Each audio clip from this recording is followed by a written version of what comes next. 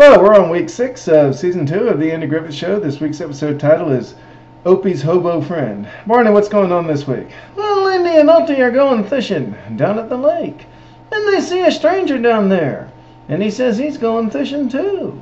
And then so Andy and Opie walk on down to the lake, and the audience sees this guy steal a sandwich out of the patrol car.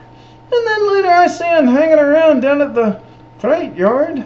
So I run in, and I tell him, "Come on, step on up here to the desk. Come on, move. This here's the high sheriff." But Andy already knows him from down at the lake. And the guy shows a magic trick to Andy and Opie. So Andy goes easy on him. He just gently tells him to watch himself while he's in town. And after he and Opie leave, I say to Andy, "Andy, he's no ordinary hobo. He's too slick. I'm going to keep these lady blues open. Wide open."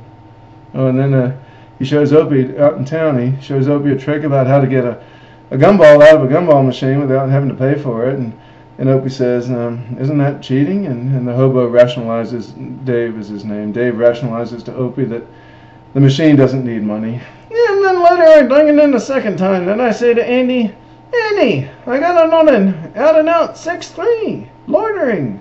He's got no visible means of support."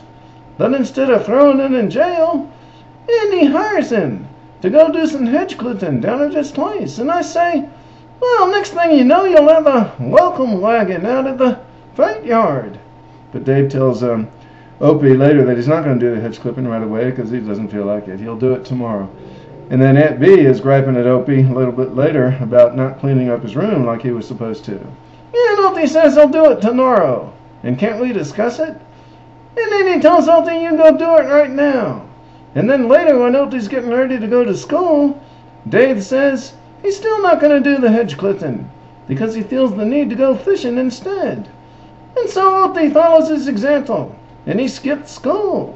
And then later I see Opie not in school later that day, so I take him to Andy's house while Andy's home for lunch, and I say, "Now are you satisfied?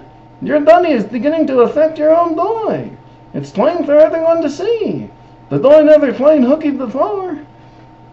Yeah, and then y'all start getting reports of chicken thieves and pies being stolen. Yeah, and I say to Andy, "It's a regular ring of terror.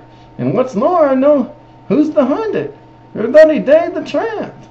And it turns out I'm right, because Opie comes in and says he just had apple pie and chicken with his new friend Dave. So Andy goes and has a talk with him. He says he's not fit company for Opie anymore, and he invites Dave to leave town. And then he says, "Now I gotta go undo the damage that you've caused to Opie's thinking."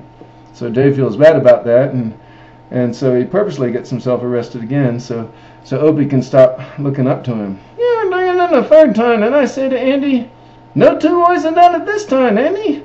I caught him with the goods, purse snatching, and these." And so Opie gives Dave back the fishing lure that Dave gave him, because Dave is not his hero anymore. And it turns out the purse was just an old one of Aunt Dave's that she was throwing away anyway. Dave did it for Opie's sake. And then at the end I'm trying to learn a magic trick that Opie can do that I can't. And then he tries to get me to try it again, and I say no. And he says, "Why not?" And I say, "'Cause I don't have time to stand around playing little kid games. That's why not." Well, in any case, the issue with the damage that was getting done to Opie's thinking by Dave got cleared up. Thank you all for coming to the site. We'll see you next week for episode 7.